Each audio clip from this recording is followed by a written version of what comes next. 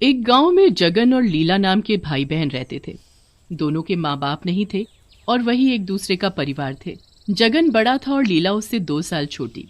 लीला और जगन हमेशा साथ रहते और एक दूसरे के बीच बहुत प्यार था। जगन अपनी छोटी बहन का बहुत ध्यान रखता था। लीला भी अपने भाई को बहुत ही प्यार करती थी। जगन अपनी बहन की सारी जरूरतें पूरी करता था ताकि उसे कभी किसी चीज की तकलीफ ना हो। जब लीला बड़ी हो जाती है तो जगन उसकी एक अच्छे घर में शादी करवा देता है। वो अपनी बहन की विदाई पर खूब रोता है। लीला को भी काफी दुख होता है अपने भाई से बिछड़ने का। तुम रो मत भाई, अब बस अच्छे से काम करना, अब तुमको ही सब कुछ देखना है। लीला की विदाई हो जाती है और वो अपने ससुराल पहुंच जाती है। लीला के ससुराल वाले बड़े ही लालची होते हैं। वो लीला को बहुत ही परेशान करते हैं और उसे अपने भाई से कभी सामान तो कभी पैसे लाने को बोलते हैं। लीला इन सब से साफ इनकार कर देती है तो वो उसे घर से ही निकाल देते हैं। लीला बहुत रोती है और जाने से मना करती है, पर उसका पति और ससुराल वाले उसे धक्का देकर घर से निकाल देते हैं।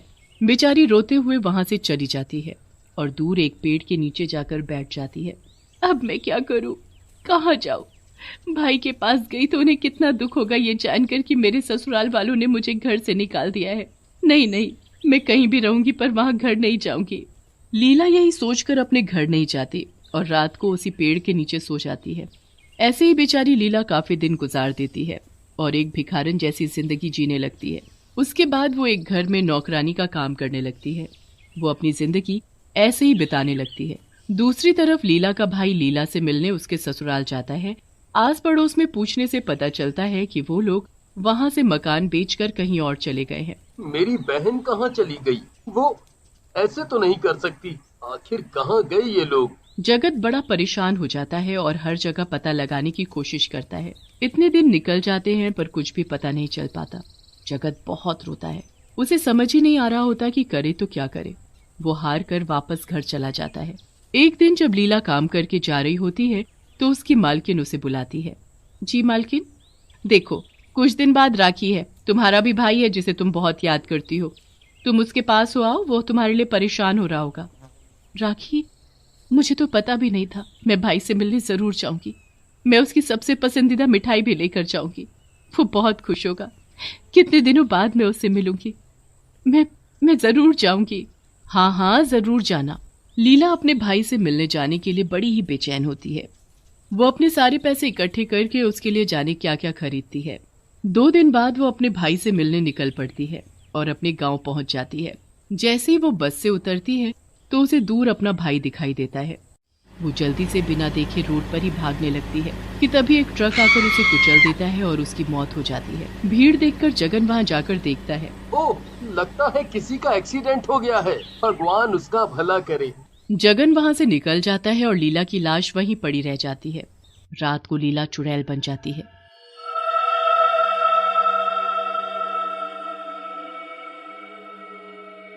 मेरा जगन भाई, भगवान ने मेरे साथ ऐसा क्यों किया? मेरी क्या गलती थी? मैं इतने महीनों से अपने भाई से मिलने का इंतजार करती रही और आज जब वो मेरे सामने आया तो मैं उससे मिल भी नहीं पाई। एक राखी तक नहीं बांध पाई। मेरी राखी ऐसे ही रह गई। आधी रात होने पर वो अपने भाई के पास जाती है और चुपके से उसे दूर से देखने लगती है। लीला राखी को जगन के बगल में रखकर चली जाती है। सुबह जब जगन की आंख खुलती है तो वो अपने पास रखी हुई राखी और मिठाई को देखकर बड़ा हैरान हो जाता है। वो जल्दी से बिस्तर से उठकर खड़ा हो जाता है और अपनी बहन को पुकारने लगता है। लीला बहन, तुम आ गई हो ना? ये राखी और मिठाई तुम ही लाई हो ना? सामने आओ, मेरे सामने आओ। ऐसे मत करो। मैं कब से तुम्हारा इंतजार कर रहा था। मुझे पता था तुम जरूर आओगी। अब मुझे ऐसे परेशान मत करो और जल्दी से सामने आ जाओ। जगन पूरे घर में अपनी बहन को ढूंढ लेता है पर लीला तो कहीं भी नहीं होती। जगन को कुछ समझ नहीं आ रहा होता कि आखिर वो राखी और मिठाई उसके पास कैसे आई। उस मिठाई के बारे में तो बस उसकी बहन ही जानती थी। उसका मन बिल्कुल शांत नहीं रहता। पूरा दिन वो परेशान ही रहता है। रात को उसे बड़ी ही मुश्किल से नींद आती है। जैसे ही वो सोता है वैसे ही लीला चुड़ैल वहां दोबारा आ जाती है। मैं आ गई भाई, ये देखने की आपने मेरी मिठाई खाई या नहीं, मेरी लाई राखी बांधी या नहीं। लीला अपने भाई को देखती है पर जगन का हाथ तो खाली होता है। उसमें कोई राखी नहीं बंधी होती। फिर वो मिठाई की तरफ देखती है तो वो भी ऐसी ही पड़ी होती। ये क्या, ना तो भाई ने मेरी राखी बांधी और ना मिठाई खाई। ऐसा क्यों? उनको पता नहीं चला क्या कि ये मैं लाई हूँ? क्या मेरा भाई मुझे भूल गया? पर ऐसा नहीं हो सकता, मेरा भाई मुझे कभी नहीं भूल सकता, वो मुझे बहुत प्यार करता है। लीला बड़ी परेशान हो जाती है कि जगन ने आखिर राखी क्यों नहीं बांधी। वो लाई हुई राखी को उठाती है और खुद अपने भाई के हाथ पर बांधने लगती है। पर फिर उसे अचानक याद आता है कि उसकी माँ ने मना किया था कि सोते हुए किसी को राखी नहीं बांधते। माँ ने मुझे एक बार मना किया था कि सोते हुए राखी नहीं बांधते। राखी तो भाई को सामने बिठाकर उसकी आरती उतारकर पूरे तरीके से बांधी जाती है। अब मैं क्या करूं? कैसे ये राखी अपने भाई को बांधूं? लीला खड़े खड़े अपनी राखी को देख ही रही होती है कि अचानक जगन की नींद टूट जाती है और वो करवट लेने लगता है। लीला घबरा जाती है कि कहीं उसका भाई उसे उस रूप में ना देख ले, और उसी डर से उसके हाथों से राखी नीचे गिर जाती है। लीला जल्दी से वहां से गायब हो जाती है।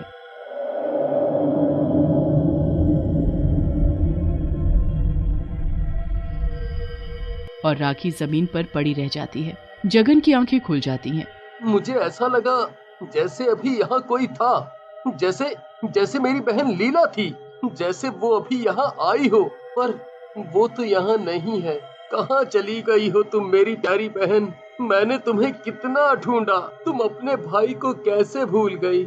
जगन अपनी बहन को याद करके रो रहा होता है कि अचानक उसकी नजर जमीन पर पड़ी राखी पर जाती है। जगन को अब शक हो जाता है कि कोई तो है जो रोज रात को आता है और उसी का उस राखी से कुछ लेना देना है। जगन का मन नहीं मानता और इस बार वो सच पता लगाने की ठान लेता है।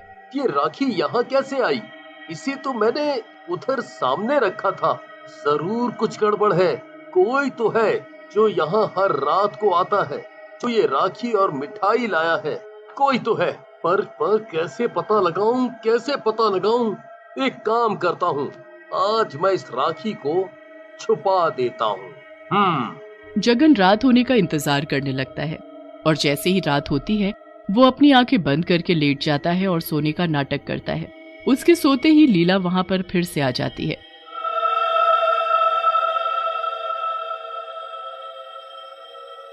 मैं आ गई भाई, मैं आ गई। लीला फिर से देखने आ जाती है कि उसके भाई ने उसकी दी हुई राखी बांधी या नहीं। वो अपने भाई के हाथ की तरफ देखती है कि वो तो खाली है।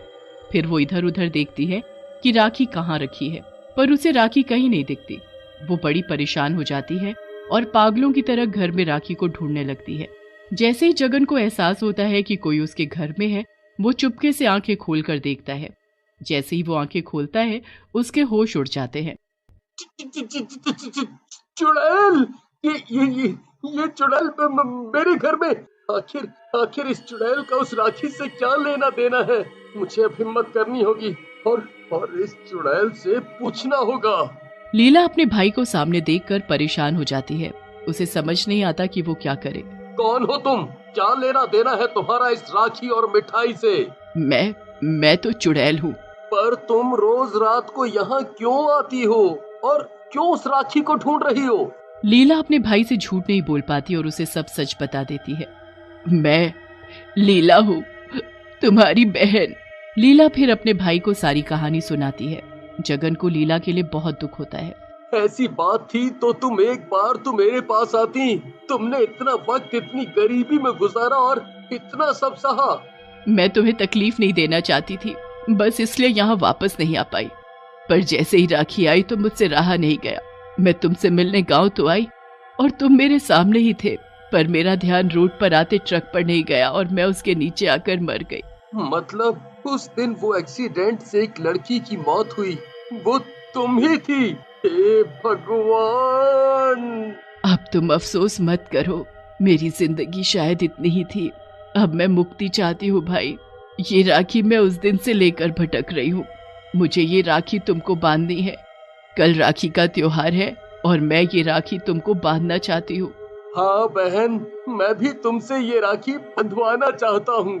बस अगले दिन राखी के त्योहार पर जब सारी बहनें अपने अपने भाइयों को राखी बांध रही होती हैं, तब जगन भी अपनी बहन लीला से राखी बंधवाता है। लीला की आत्मा को तब जाकर शांति और मुक्ति मिलती है। एक गांव में रामू नाम का एक आदमी अपनी पत्नी विमला और बच्चों छुटकी और पप्पू के साथ रहता था। विमला रामू की दूसरी पत्नी थी और बहुत ही दुष्ट औरत थी। वो जरा जरा सी बात पर पप्पू और छुटकी को चांटा मार दिया करती थी। एक दिन पप्पू और छुटकी घर के बाहर खेल रहे होते हैं, तभी विमला वहाँ आती है और उन दोनों से कहती है, हाय रे मेरी फूटी किस्मत, एक तो निकम्मा पति मिला है, ऊपर से उसके राक्षस बच्चे। अपने पिता की बुराई सुनकर छुटकी से नहीं रहा जाता और वो विमला से बोलती है, माँ तुम पिताजी को कितना भला बुरा कहती हो, पिताजी तो आपको कभी कुछ नहीं कहते, ऐसे मत बोलो पिताजी के बारे में। छुटकी की बात सुनकर विमला को और गुस्सा आ जाता है। वो छुटकी के कान पकड़कर बोलती है, दैया रे दैया, चुटकी सी है तू, लेकिन जबान तेरी बहुत लंबी है। देखो तो जरा इनको, बाप के बारे में कोई कुछ न बोले। अभी तो मैं जा रही हूँ महारानी, आज मेरा मूड अच्छा है, इसलिए चुपचाप बैठकर कपड़े धो लेना। ऐसा कहकर विमला वहाँ से चली जाती है। पप्पू छुटकी के पास आता है और बोलता है, बहन तुझे लगी तो नहीं, मेरा बस चले तो इस माँ का सर फोड़ दूं। कितना गंदा गंदा बोलती है ये हमें। मेरा भाई मुझसे इतना प्यार करता है, मुझे तो पता ही नहीं था। ऐसा नहीं बोलते भाई, वो जैसी भी है हमारी माँ ही तो है। कई दिन बीत जाते हैं। एक दिन किसी बात पर विमला छुटकी को खूब मारती है। ये सब वही पास में खड़ा पप्पू देख रहा होता है। पप्पू एक पत्थर उठाता है और विमला को मार देता है। जब देखो मेरी बहन को भला बुरा कहती रहती है, ये ले आज के बाद कुछ मत कहना। विमला का सर फट जाता है। ये देखकर छुटकी और पप्पू डर जाते हैं और घर छोड़कर भाग जाते हैं। भागते भागते वो दोनों जंगल में पहुंच जाते हैं। अरे पप्पू भाई, हम दोनों ने ध्यान नहीं दिया, हम तो जंगल में आ गए, चल घर चल, नहीं तो पिताजी दुखी होंगे। छुटकी की बात सुनकर पप्पू हंसने लगता है और बोलता है, घबरा क्यों रही है छुटकी, अब तो हम आजाद हुए हैं उस औरत से। मैं कहीं नहीं जाऊंगा, बहुत दुखी करती है वो हमें। और रही बात पिताजी की, वो तो वैसे भी उस औरत के गुलाम हैं। तभी पप्पू और छुटकी को जंगल में एक झोपड़ी दिखती है। झोपड़ी में से धुआं निकल रहा होता है। पप्पू झोपड़ी की ओर जाने लगता है। ये देखकर छुटकी पप्पू को रोकती है। अरे छुटकी, उस झोपड़ी में से धुआं कैसा निकल रहा है और कोई खुशबू आ रही है, जरूर स्वादिष्ट खाना बन रहा होगा। रुक जा भाई, आगे मत जा, इतने घने जंगल में झोपड़ी, कहीं कोई खतरा ना हो। लेकिन पप्पू छुटकी की बात नहीं सुनता और आगे बढ़ता हुआ झोपड़ी के दरवाजे को खटखटाता है। जैसे दरवाजा खुलता है, छुटकी और पप्पू की आंखें फटी की फटी रह जाती हैं। सामने एक बहुत ही डरावनी चुड़ैल खड़ी होती है। आज तो मजा आ गया, आज तो शिकार खुद चलकर मेरे पास आया है। बच्चों का मांस खाए हुए वैसे भी कई साल हो गए। चुड़ैल को ऐसे हंसते देख पप्पू चुड़ैल से बोलता है,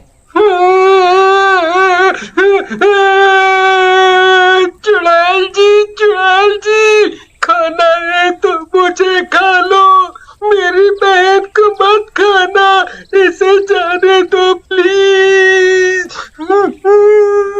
पप्पू को रोते देख छुटकी को भी रोना आ जाता है और वो चुड़ैल से बोलती है, नहीं नहीं चुड़ैल जी, ये तो छोटा है, इसे कुछ नहीं पता, आप इसे जाने दो, आप मुझे खा लो, ये मेरा इकलौता भाई है, आप इसे कुछ मत कहो।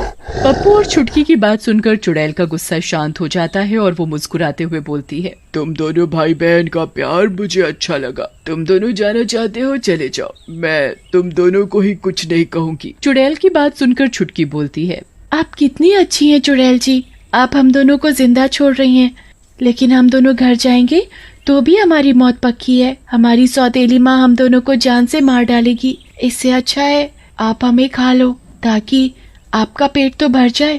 तुम दोनों ऐसा क्यों कह रहे हो बच्चों, बताओ ऐसी क्या बात हो गई। फिर छुटकी और पप्पू चुड़ैल को अपने साथ हुई सारी बातें बताते हैं, जिसे सुनकर चुड़ैल बोलती है, तुम चिंता मत करो बेटी, तुम्हारी चुड़ैल माँ को मैं ठीक करूंगी, तुम दोनों कुछ दिन यहीं रुक जाओ। चुड़ैल को इतने प्यार से बातें करते देख छुटकी और पप्पू वहीं रुक जाते हैं। इधर छुटकी और पप्पू को घर पर ना देख रामू को बहुत गुस्सा आता है और वह विमला से बोलता है, विमला, मेरे दोनों बच्चे कहाँ हैं? तुम उनकी माँ हो, तुम्हें तो पता होना चाहिए, पता नहीं कहाँ गए होंगे दोनों। अब मुझे क्या पता तुम्हारा निशानेबाज लड़का और उसकी प्यारी बहना कहाँ है, मेरा तो सर फोड़ गए वो दोनों पत्थर मारकर। क्या क्या नहीं किया मैंने उन दोनों के लिए, लेकिन मुझे बदले में क्या मिला, हाय रे मेरी किस्मत। ऐसा कहकर विमला वहां से चली जाती है। वो मन ही मन खुश हो रही होती है कि पप्पू और छुटकी दोनों यहाँ से जा चुके हैं। कई दिन बीत जाते हैं। चुड़ैल छुटकी और पप्पू का बिल्कुल अपने बच्चों की तरह ध्यान रखती है। एक दिन पप्पू और छुटकी चुड़ैल के साथ बैठकर खाना खा रहे होते हैं। चुड़ैल जी, आप तो बिल्कुल हमारी माँ की तरह हो। आप कितना ख्याल रख रही हो हमारा, बिल्कुल माँ जैसे। आपके परिवार में कोई नहीं है क्या? आप इतना अकेले में रहती हो? छुटकी की बात सुनकर चुड़ैल को रोना आ जाता है और वो रोते हुए बोलती है, बेटी मैं हमेशा से चुड़ैल नहीं थी। मेरा भी एक भरा पूरा परिवार था। मेरे 2 प्यारे बच्चे थे, लेकिन कुछ दुष्टों ने पैसों के लालच में हमारे घर में आग लगा दी, पूरे परिवार को मार डाला। मैं तब से चुड़ैल बनकर भटक रही हूँ। उन दुष्टों को मैंने मारकर अपना बदला तो ले लिया, लेकिन इस चुड़ैल योनि से आजाद नहीं हो पाई। मेरे पति और दोनों बच्चे उस आग में ही जल गए। चुड़ैल की बात सुनकर पप्पू और छुटकी चुड़ैल के गले लग जाते हैं और बोलते हैं, चुड़ैल जी, आप हमें ही अपना परिवार समझो। हम आज से आपके साथ ही रहेंगे। हाँ चुड़ैल जी, दीदी सही कह रही है। आपका भी कोई नहीं और हमारा भी कोई नहीं। उन दोनों की बात सुनकर चुड़ैल बोलती है, तुम दोनों कितने भोले और मासूम हो। अरे तुम दोनों हमेशा यहाँ रहोगे तो पढ़ोगे लिखोगे कब? और दोनों बड़े आदमी कैसे बनोगे? हाँ लेकिन चुड़ैल जी, हमारी माँ हमें घर में रहने कहाँ देगी? वो तो हमें मारती और पीटती है और पढ़ने लिखने भी नहीं देती। तुम चिंता मत करो बच्चों, उस चुड़ैल को तुम्हारी ये चुड़ैल आंटी ठीक करेगी। फिर चुड़ैल के समझाने पर छुटकी और पप्पू घर जाने को तैयार हो जाते हैं और चुड़ैल उन दोनों को घर छोड़कर गायब हो जाती है। बिमला जैसी उन दोनों को देखती है, गुस्से में बोलती है, आ गए मनहूसो, गए तो बहुत तेजी से थे, वो भी मेरा सर फोड़कर। आ जाओ, आओ आओ। अपने सिर की चोट का बदला तो मैं जरूर लूंगी। आओ आओ आओ। बिमला की बात सुनकर छुटकी और पप्पू दोनों घबरा जाते हैं। बिमला उन दोनों से खूब काम करवाती और उन्हें पेट भर खाना भी नहीं देती। एक दिन जब पप्पू और छुटकी सो रहे होते हैं और रामू भी घर पर नहीं होता, बिमला चुपके से सो रही छुटकी को उठाती है और दरवाजे को बंद करके छुटकी को घर के पास एक अंधेरे कोने में बांध देती है। सो ले छुटकी की बच्ची, आज की रात तेरी जिंदगी की आखिरी रात है। छुटकी की आंख खुल जाती है और वो डरते हुए बोलती है, माँ ये क्या कर रही हो? मुझे ऐसे क्यों बांधा है? तुम ऐसे क्यों हंस रही हो? मुझे छोड़ दो, जाने दो। तुझे कैसे जाने दे सकती हूँ? तेरी वजह से ही तो सब कुछ हो रहा है। पहले तू मरेगी और फिर वो पप्पू, उसके बाद इस घर की मालकिन मैं। ऐसा कहकर विमला एक मशाल लेती है और बंधी हुई छुटकी को जलाने के लिए आगे बढ़ने लगती है। उधर शोर सुनकर पप्पू उठ जाता है और जोर जोर से चुड़ैल को बुलाने लगता है। चुड़ैल जी, आप जल्दी से आ जाओ, ये हमारी नई माँ छुटकी को मार डालेगी। आप आ जाओ ना। पप्पू की आवाज सुनकर चुड़ैल वहां आ जाती है और विमला की मशाल को छीन लेती है। अरे मर गई रे। चुड़ैल यहाँ कहाँ से? मैं इन दोनों के बुलाने पर ही आई हूँ तुझे सबक सिखाने। बच्चों को जलाने चली थी। ऐसा कहकर चुड़ैल बिमला को आग लगाने बढ़ती है, लेकिन छुटकी उसे रोक लेती है और बोलती है, चुड़ैल जी, इन्हें मत मारो, ये जैसी भी है मेरी माँ है, छोड़ दो इन्हें। देख दुष्ट औरत, देख, और अगर अब भी शर्म है तो यहाँ से भाग जा, तू माँ कहलाने के लायक नहीं है। चुड़ैल को यूं गुस्से में देखकर बिमला वहाँ से भाग जाती है। छुटकी, तुम दोनों बच्चे आज से मेरा ही परिवार हो। अब से तुम अपने के साथ आराम से रहना। तभी वहाँ रामू आ जाता है। अरे चुड़ैल, नहीं नहीं।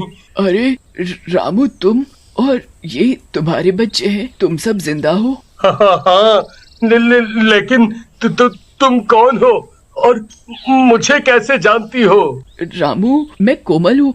तुमने मुझे पहचाना नहीं? मतलब ये दोनों मेरे ही बच्चे हैं। तुम सब जिंदा हो? मुझे लगा कि तुम सब इस दुनिया में नहीं हो। मैं उस दिन किसी तरह अपने दोनों बच्चों को बचाकर आग से बच निकला था। रामू अपनी पहली पत्नी को पहचान लेता है और सब खुशी खुशी साथ रहने लगते हैं।